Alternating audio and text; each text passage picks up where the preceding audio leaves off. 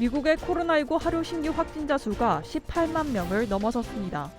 일부 지역에선 병상 부족이 심화되고 있어 임시 텐트까지 등장하고 있습니다. 페루에서 시작된 람다 변이의 확산세 역시 심상치 않습니다.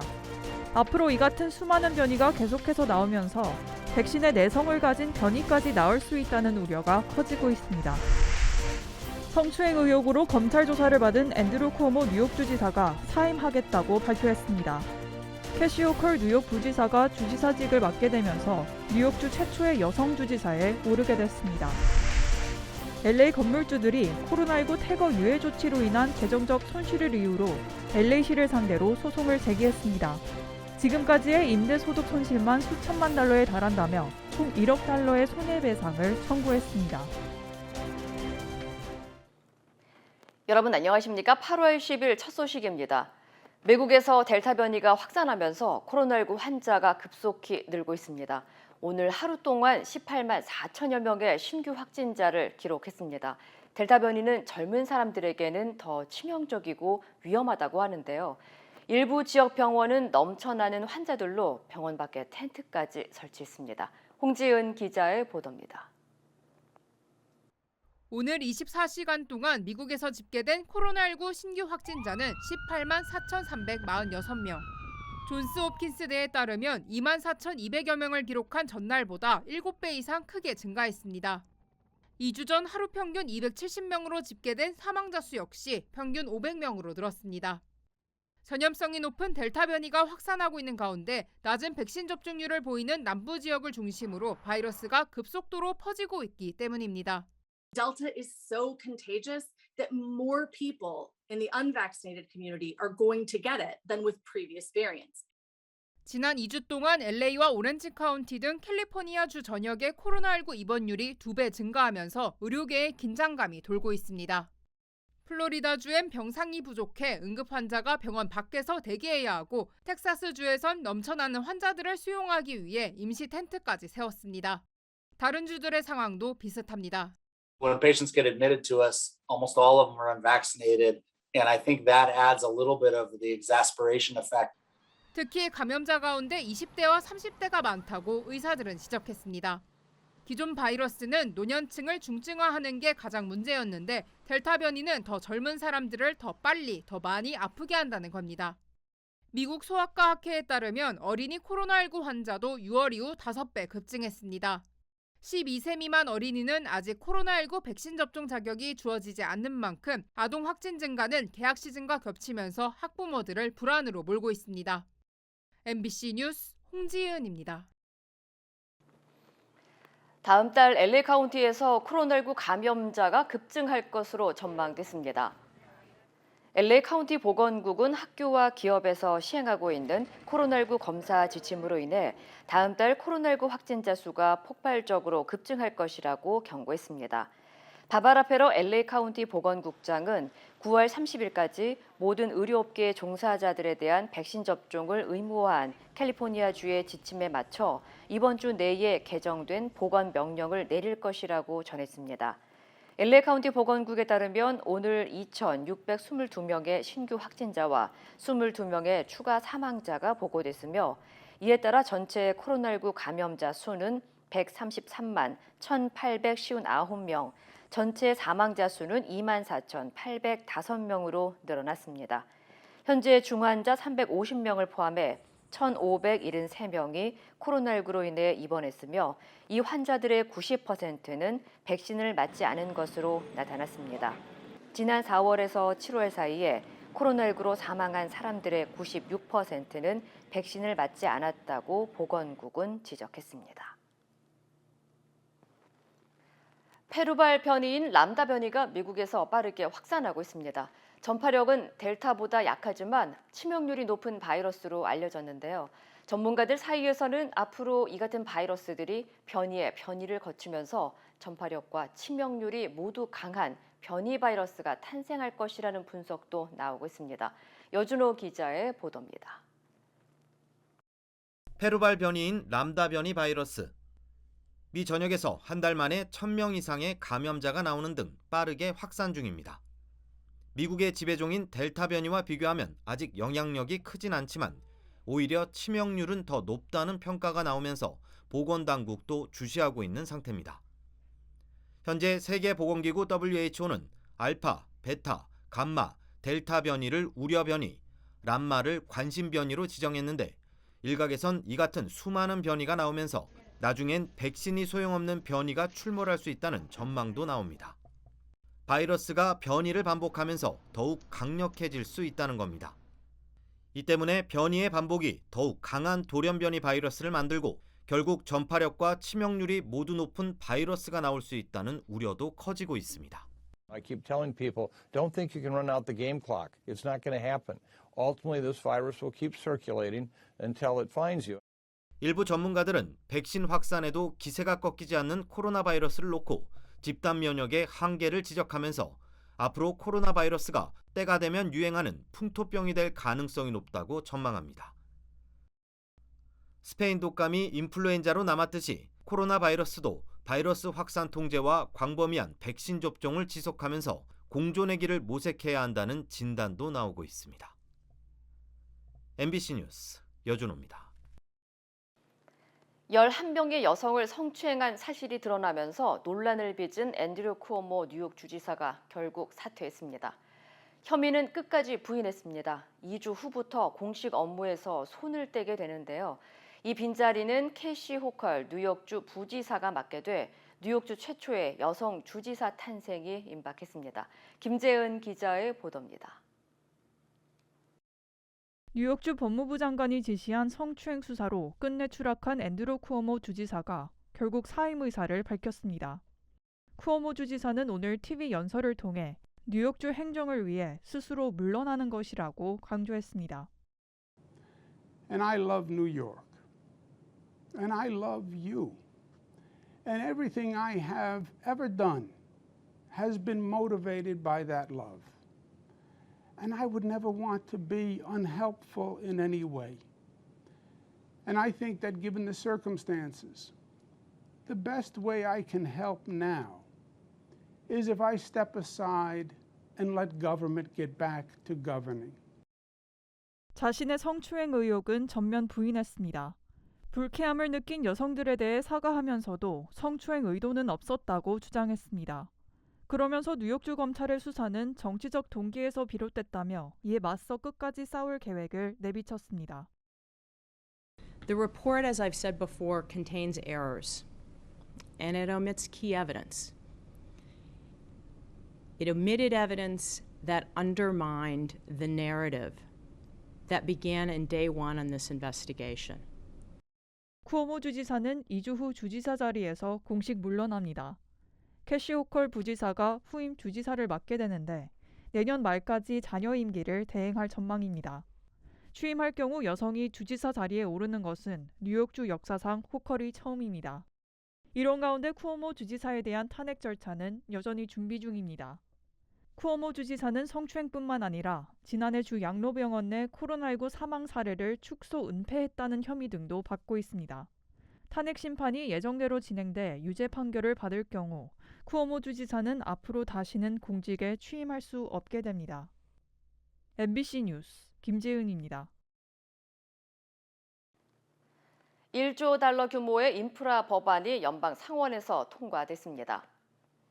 상원은 찬성 69표, 반대 30표로 1조 달러 규모 인프라 투자 법안을 가결하면서 조 바이든 대통령의 주요 경제 공약 실천을 위한 첫 단추가 끼워졌습니다. 법안에는 도로와 다리 건설에 1,100억 달러, 브로드밴드 확충에 650억 달러, 대중교통 수단에 390억 달러 등이 포함됐습니다. 해당 법안은 하원으로 넘겨져 최종 승인 절차를 거치게 되지만 하원을 장악하고 있는 여당인 민주당 내에서 이견이 있는 것으로 나타났습니다. 낸시 펠로시 하원 의장도 우선 3조 5천억 달러 규모의 재정 지출 법안을 상원이 통과시키기 전까지는 인프라 법안을 보류하겠다고 선언한 바 있어 법안의 통과 여부는 아직 불투명한 상태입니다.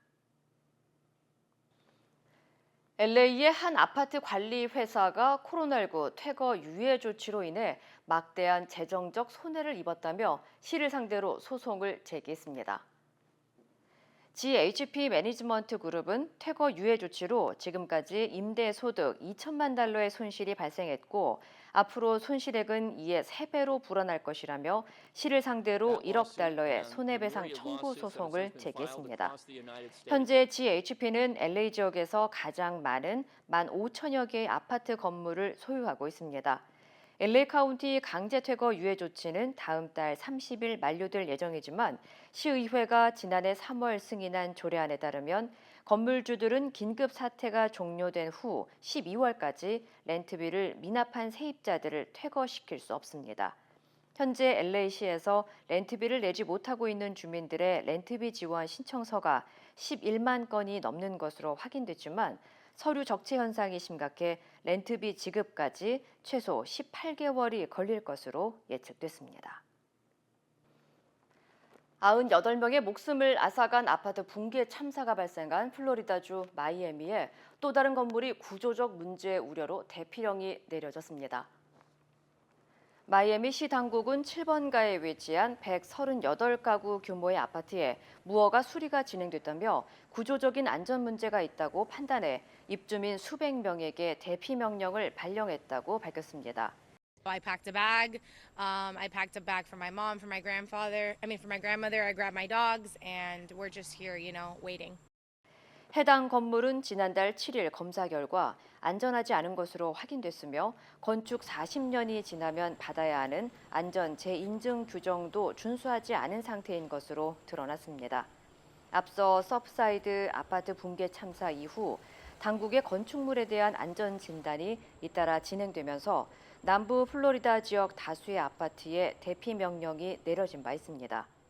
서프사이드 아파트의 2018년 설계 보고서에는 구조적 결함이 발견됐지만 아직까지 아파트의 정확한 붕괴 원인은 파악되지 않고 있습니다. 앞으로 영주권과 소셜 시큐리티 넘버를 함께 신청할 수 있게 됩니다. 연방이민서비스국은 영주권 신청서에 소셜 넘버의 신규와 재발급을 할 수 있는 사항을 추가했다고 밝혔습니다. 이에 따라 기존처럼 영주권 신청자들이 별도로 사회보장국에 찾아가 SSN을 신청해야 하는 절차가 없어져 소셜 넘버 발급 기간 역시 상당히 줄어들 것이라는 전망입니다. 한편 이번 개정과 관계없이 영주권 신청 수수료는 그대로 유지되는 것으로 알려졌습니다. 시애틀 주재 총영사가 현지 직원에게 부적절한 발언을 한 의혹으로 외교부 조사를 받고 있습니다. 외교부는 현지에서 진행한 감사 결과에 따라 징계 여부를 결정할 방침입니다. 서혜연 기자입니다. 주 시애틀 총영사 A씨는 출장을 가면서 현지 직원과 동행했습니다. 이때 A 총영사는 해당 직원에게 출장을 같이 가게 돼서 설렌다는 취지의 부적절한 발언을 한 것으로 알려졌습니다. 이 같은 내용의 투서가 접수되면서 외교부는 가해자와 피해자 분리를 위해 지난 6월부터 A 총영사에게 재택 근무를 명령했습니다. 이 같은 사실은 A 총영사가 지난 6월 26일 올림피아의 워싱턴주 청사에서 열린 6.25 기념식에도 참석하지 않으면서 알려졌습니다. A 총영사가 공개 석상에서 사라지면서 직무 정지를 당했다는 이야기가 돌았지만 조사가 진행되는 동안 A 총영사는 관저에서 근무하고 있었습니다. 외교부는 지난달 현지로 본부에 감사관을 보내 보름 정도 감사를 벌여 현재 결과를 마무리 중인 것으로 알려졌습니다. 외교부 본부는 감사 결과에 따라 A 총영사를 징계위에 회부할지 여부를 결정할 계획입니다. 외교부 당국자는 A 총영사가 성폭력 등을 저지른 건 아니라고 밝혔지만 결과에 따라선 A씨가 총영사직에서 물러날 가능성이 있다는 관측도 나오고 있습니다. 외교부에는 A 총영사뿐만 아니라 미주 지역의 다른 총영사 B씨에 대한 진정도 접수돼 외교부 본부는 이에 대한 진위도 조사하고 있습니다. MBC 뉴스 서혜연입니다. 연방질병통제예방센터 CDC가 7개 국가에 대한 여행 위험 경고를 추가로 발령했습니다. CDC는 여행 권고 가이드라인에서 백신 접종과 관계없이 아루바, 에스와티니, 태국, 프랑스, 아이슬란드 등 7개국에 대한 여행을 피할 것을 경고했습니다. 이들 국가들은 코로나19로 인해 여행이 매우 위험한 지역임을 나타내는 4단계 국가 명단에 추가됐습니다. CDC는 인구 10만 명당 코로나19 감염자 수가 500명 이상인 국가들을 가장 높은 단계인 4단계 매우 위험 국가 명단에 분류하고 있습니다. 앞서 지난 2일 델타 변이 확산에 따른 코로나19 재유행으로 그리스와 아일랜드 등 16개 지역을 여행 위험 4단계 국가로 조정한 바 있습니다. CDC는 국제 여행은 여행자들을 추가적인 위험에 놓이게 한다며 백신 접종을 모두 완료하기 전까지는 모든 해외 여행을 자제할 것을 권고했습니다. 대형 영화관 체인인 AMC가 비트코인 결제를 허용할 계획이라고 밝혔습니다. 애덤 에런 AMC 최고 경영자는 분기 실적을 발표하는 자리에서 비트코인으로 영화 관람료 등을 결제할 수 있도록 올해 안에 전산 시스템을 갖출 것이라고 전했습니다. 또 시스템이 갖춰지면 영화 관람권과 매점 상품 온라인 구매 시 비트코인 결제를 허용할 것이라고 설명했습니다. AMC가 발표한 올해 2분기 매출은 4억 4,470만 달러로 1분기 1억 4,830만 달러의 약 3배 수준으로 늘어났습니다. 앞서 AMC는 지난해 코로나19 여파로 대부분 극장 영업이 중단되면서 파산 위기에 몰리기도 했습니다. 여야의 대선 레이스, 먼저 신경전이 이어지고 있는 여권입니다. 이재명 후보는 누구나 최대 1,000만 원까지 대출받는 기본 금융 공약을 발표했고 이낙연 후보는 전 국민 주치 공약을 내놨습니다. 조명아 기자입니다. 민주당 이재명 후보는 기본소득, 기본주택에 이어 기본 시리즈 3탄으로 기본 금융 공약을 발표했습니다. 담보도 없고 신용도도 낮아 사채 시장으로 내몰리는 금융 취약층을 포함해 누구나 최대 1,000만 원을 마이너스 통장으로 대출받게 국가가 보증하겠다는 겁니다. 시중 우대금리보다 1% 정도 더 높게 최대 20년 동안 빌려주는 방식입니다. 금융에 가장 취약하고 제도 효용성이 큰 20, 30대 청년부터 시작해서 전 국민으로 점차 확대해 가겠습니다. 이낙연 후보는 신복지구상 중 하나로 전 국민 주치의 공약을 발표했습니다. 국민 개개인 모두를 가까운 병원의 의사와 연결시켜 체계적으로 건강을 관리하고 아울러 동네 병원도 활성화시키자는 겁니다. 흔히 주치의라 그러면 대통령만 갖는 것으로 인식됩니다만 그러나 이제는 모든 국민이 주치의를 가지시도록 하자는 것입니다. 정세균 후보는 주택 280만 호 공급 폭탄 방안을 발표했습니다. 주택 가격을 2017년 수준으로 되돌리겠습니다. 주거 사다리의 회복으로 집값 걱정 없는 나라를 만들겠습니다. 네거티브 휴전에도 이재명, 이낙연 두 후보 간 미묘한 신경전은 계속됐습니다. 이낙연 후보 측 윤영찬 의원이 이낙연 후보 지지 철회를 협박한 메일을 받았다며 이재명 지지 모임을 자처한 발신자가 보낸 이메일을 공개하자 이재명 후보 측은 즉각 신속한 수사를 촉구하면서 어느 쪽 지지자인지 일방적으로 보도하지 말라며 관련성에 선을 그었습니다. MBC 뉴스 조명아입니다. 이번엔 야권입니다. 국민의힘은 대선 후보 경선의 구체적인 일정과 방식을 발표했습니다. 토론 배틀과 압박 면접 등 이준석 대표가 강조한 내용들이 담겼는데 대선 주자들의 반발도 나오고 있습니다. 이기주 기자입니다. 국민의힘 경선준비위원회는 컷오프, 즉 예비 경선 결과를 1차는 다음 달 15일에, 2차는 10월 8일에 발표한다고 밝혔습니다. 1차는 여론조사 100% 방식으로 현재 13명인 후보를 8명으로 압축하고 2차 컷오프에선 여론조사 70%의 당원 등 선거인단 투표 30%를 반영해 최종 후보 4명을 추리기로 했습니다. 1, 2차 예비 경선에선 후보자별 압박 면접이 포함됐고 팀배틀 토론 같은 후보자 간 토론도 대폭 강화됐습니다.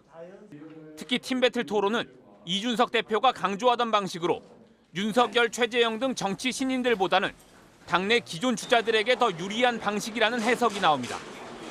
방송사 토론회, 청년 클라보 토론회, 팀 배틀 토론회, 비전 토론회 등 이런 것들을 진행을 할 예정입니다. 토론회는 오는 18일과 25일로 예고됐습니다. 하지만 당내에서 벌써부터 갈등이 표출되고 있습니다. 원희룡 전 제주지사는 경선 아이디어의 상당 부분이 이준석 대표로부터 나오고 있다며 불만을 공개적으로 표출했습니다. 경선 프로그램이 이게 좋다 저게 좋다 뭐 이런 식의 관심도 저는 끊어야 된다고 생각을 하고요. 공정성 시비에 이게 휘말렸을 때 최후의 보루가 없어지게 됩니다. 이에 대해 이 대표는 후보가 심판까지 하겠다는 거냐며 비판했는데 경선 방식을 두고도 최고위가 최종 권한을 갖고 있다는 김재원 최고위원과 경선준비위원회가 그럼 뭘 하는 조직이냐는 이 대표 간 설전이 계속됐습니다. 각 후보들은 공식 입장을 아직까지는 내놓지 않고 있습니다. 하지만 당장 윤석열 캠프 측에서 토론 참석 여부는 결정되지 않았다면서도 누구를 위한 경선 방식이냐고 비판하는 등 경선 룰을 둘러싼 당내 진통은 당분간 계속될 것으로 보입니다. MBC 뉴스 이기주입니다. 전광훈 목사가 당 대표로 있는 국민혁명당이 광복절 연휴에 또 대규모 도심 집회를 열겠다고 밝혔습니다. 오세훈 서울시장이 고발 방침까지 밝혔지만 전 목사는 강행한다는 입장입니다. 김건희 기자입니다.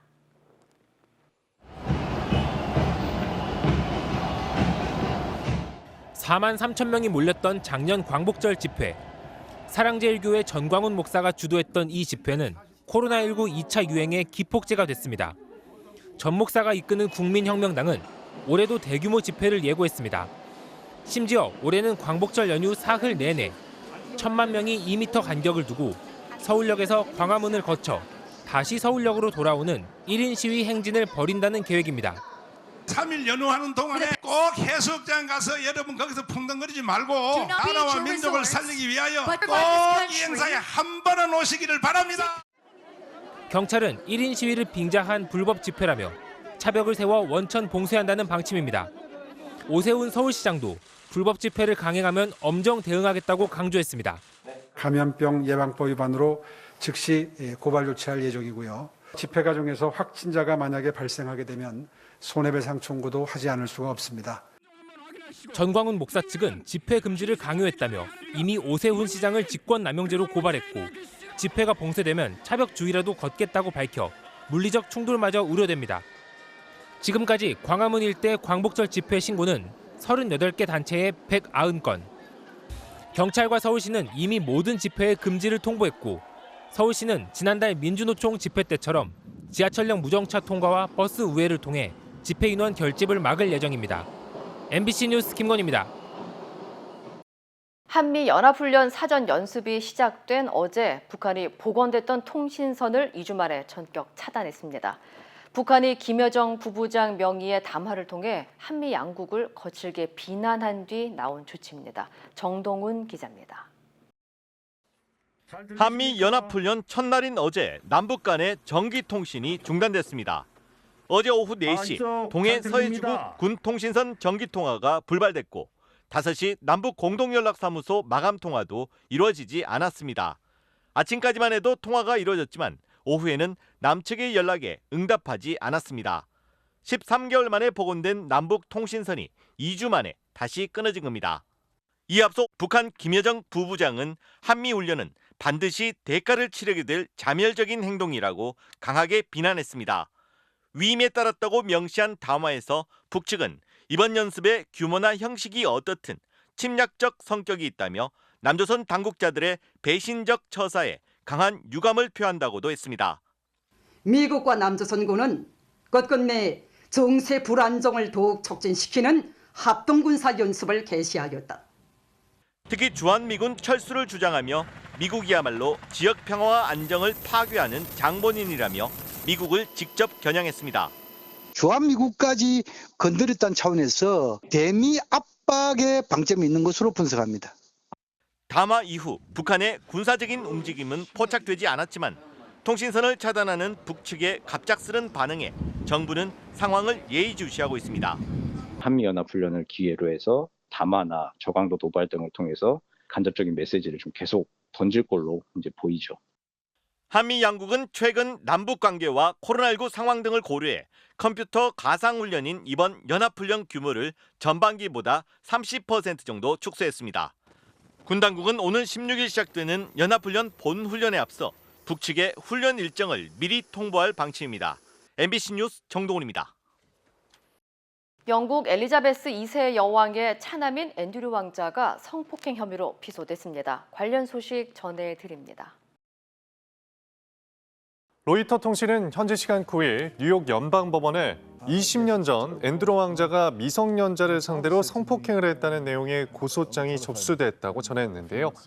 이번에 소송을 제기한 버지니아 주프레는 자신이 17살이었던 지난 2000년부터 2년간 앤드류 왕자에게 성폭행을 당했다고 주장했습니다. 앤드류 왕자는 같은 혐의로 교도소에서 수감 중 자살한 미국의 억만장자 제프리 앱스타와 함께 범행을 저질렀다는 의혹을 받고 있는데요. 이와 관련해 앤드류 왕자는 재작년 BBC 방송에서 주프레를 만난 기억이 없으며 수사기관의 요청이 있다면 기꺼이 응할 것이라고 입장을 밝힌 바 있습니다. 러시아 남부 지역의 한 병원에서 산소 공급관이 파열돼 환자 9명이 사망했습니다. 현지 언론에 따르면 이번에 숨진 사람들은 모두 코로나19 치료를 받던 중환자들로 병원 지하에서 중환자실로 연결되는 산소 공급관이 낡아 파열된 것으로 알려졌습니다. 사고 직후 병원 측은 예비 산소통과 다른 지역에서 지원받은 산소통으로 중환자들에게 산소를 공급한 것으로 전해졌는데요. 수사 당국은 병원 측이 안전 규정과 관리 방법을 준수했는지 여부 등 추가 사고 원인 조사에 착수했습니다. 회원이 10만 명에 이르는 홍콩 최대 단일 노조인 홍콩 직업교사 노조가 중국 관영 매체가 악성 종양이라고 비난한 지 열흘 만에 자진 해산했습니다. 노조원들은 기자회견을 통해 최근 일어난 일들이 큰 압박으로 느껴져 고민 끝에 해산을 결정했다고 밝혔는데요. 이로써 지난해 홍콩 보안법 시행 후 범민주진영 단체들이 자진 해산한 가운데 최대 교사 노조마저 문을 닫게 됐습니다. 앞서 지난달 31일 중국의 인민일보와 신화통신은 홍콩 직업교사 노조가 반중 행위를 부추겼으며 악성 종양은 뿌리를 뽑아야 한다는 논평을 내보냈는데요. 중국 매체들의 날선 논평이 나오자 홍콩 교육부는 성명을 통해 직업교사 노조는 정치단체와 다를 바 없다며 노조의 모든 지위를 박탈한다고 발표했습니다. 베를린 시내 클럽 5곳이 1년 6개월 만에 문을 열었습니다. 사람들이 몰려 문전성시를 이룬 이 클럽은 사실 마스크와 거리두기 없이도 실내 클럽들이 다시 개장할 수 있는 방안을 모색하려 독일에서 진행한 실험 현장의 모습인 건데요. 실험 참가자 2천여 명은 주최 측이 진행하는 PCR 테스트에서 코로나19 음성 진단을 받은 사람들로 이들은 마스크 착용 없이 실내 파티를 밤새 즐겼는데요. 참가자들은 실험 일주일 후인 이번 주말 다시 PCR 검사를 받을 예정이라고 합니다. 이 시각 세계였습니다.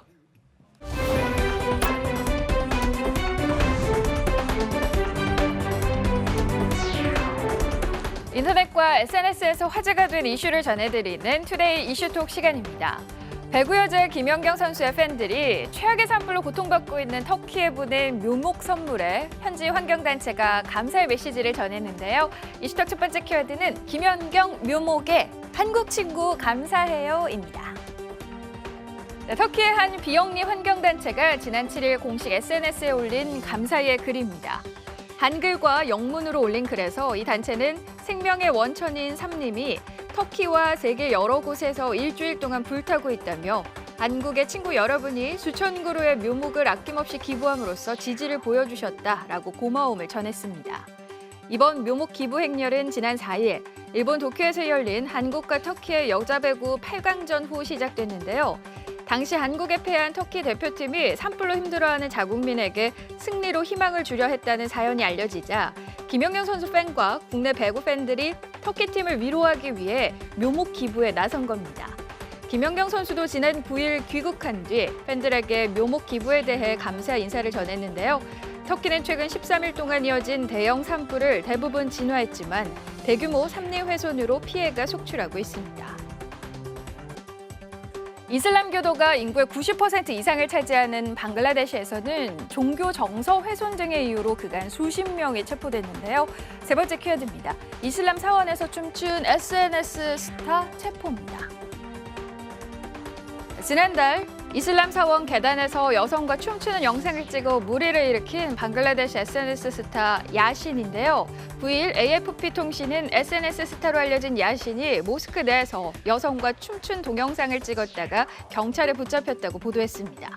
남성이 춤을 춘 장소는 방글라데시 수도 다카에서 60km 떨어진 이슬람 사원으로 방글라데시 정부가 최근 새로 지은 무슬림 예배당 50곳 중 한 곳인데요. 현지 경찰은 야신은 사람들의 종교 정서를 상하게 했고 모스크를 모독했다며 디지털 보안법에 따라 그를 체포했다고 설명했습니다. 또 야신과 함께 춤을 춘 여성을 추적 중이라면서 이번 동영상으로 야신은 94만 명 이상의 팔로워를 더 모았다고 밝혔는데요. 그의 죄가 인정될 경우 최대 5년의 징역형에 처해질 수 있다고 외신은 전했습니다. 바비 인형 제작사 마텔이 2020 도쿄올림픽을 기념해서 출시한 바비 인형 컬렉션에 아시아인은 포함하지 않아서 여론의 문매를 맞았습니다. 네 번째 키워드입니다. 올림픽 바비 인형, 아시아인은 빠져. 금메달을 목에 건 바비 인형들의 모습입니다. 유명 완구사 마텔이 국제올림픽위원회, 도쿄올림픽위원회와 협업해서 만든 건데요. 그런데 다양한 인종이 보이지만 아시아인은 쏙 빠졌습니다. 해당 인형들은 도쿄올림픽에서 처음 올림픽 종목이 됐거나 다시 정식 종목이 된 5개 스포츠의 선수로 구성돼 있는데요. 마텔은 지난 2월 이 제품에 대해 포용성과 혁신을 강조한다고 설명했습니다. 하지만 정작 아시아인 바비 인형이 없다는 사실이 알려지자 SNS에서는 비판이 쇄도했는데요. 도쿄에서 올림픽이 열렸는데 이해되지 않는다며 포용적이지 않다는 지적입니다. 또 소수 민족 출신의 미국 체조 금메달리스트 순이사리 선수처럼 아시아계 선수들이 좋은 성적을 거뒀음에도 아시아인 인형이 빠졌다는 사실에 의문을 제기하고 있습니다. 이집트에서 발굴된 고대 왕국의 선박 가운데 가장 오래된 유물인 태양의 배가 새로운 곳에 전시될 예정이라고 합니다. 5번째 키워드입니다. 사막에서 발견된 선박, 이집트 태양의 배입니다. 선박 그림이 그려진 거대한 철제 상자가 조심스럽게 운송되고 있습니다. 이 철제 상자에 담긴 건 바로 4,600년 전 고왕국 제4왕조의 이대 파라오 쿠프를 위해 만들어졌던 목선, 태양의 배인데요. 길이 42m, 무게 2톤에 달하는 이 유물은 1954년에 발굴된 이후 수년간 복원 작업 끝에 기자평원에 있는 박물관에 전시돼 있었습니다. 오래된 목선이라 부서지기 쉬워 안전한 운송을 위해 벨기에에서 공수한 무진동 운반 차량이 투입됐고요. 특수 충격 방지 장치로 선박을 감싼 뒤 옮겨졌는데요. 이렇게 준비만 꼬박 1년, 옮기는 데까지 48시간이 소요될 만큼 조심스러운 이사였다고 합니다. 태양의 배는 개관을 앞둔 세계 최대 규모의 박물관인 이집트 대박물관에서 영구 전시할 예정이라고 합니다. 유명 패션지 보그가 스웨덴 출신의 10대 환경운동가인 그레타 툰베리가 담긴 화보를 공개했습니다. 6번째 키워드는 환경소녀 툰베리 보그 표지 장식입니다. 패션지 보그 스칸디나비아 8월호입니다. 표지에는 숲속에서 트렌치 코트를 입고 말을 쓰다듬고 있는 환경운동가 그레타 툰베리가 등장했는데요. 알록달록한 카디건과 갈색 스웨터 등 화보 속 착용한 의상들은 폐기된 옷을 재활용하거나 천연 재료로 만든 거라고 합니다. 툰베리는 유행을 쫓기 위해 빠르게 생산하고 소비되는 패스트 패션을 비판하기 위해 모델로 나선 건데요. 지난 9일 자신의 SNS를 통해서 패스트 패션 중심의 패션 업계는 입고 버린다는 인식을 만들어 기후와 생태계를 비상사태로 몰아가고 있다고 밝혔습니다. 또한 패션 기업이 이윤을 위해 겉으로만 친환경을 내세우는 그린워싱에 불과하다고 지적했는데요. 툰베리는 전 세계적으로 의류가 생산되고 소비되는 방식 자체를 변화해야 한다고 촉구하고 있습니다. 투데이 이슈 톡이었습니다.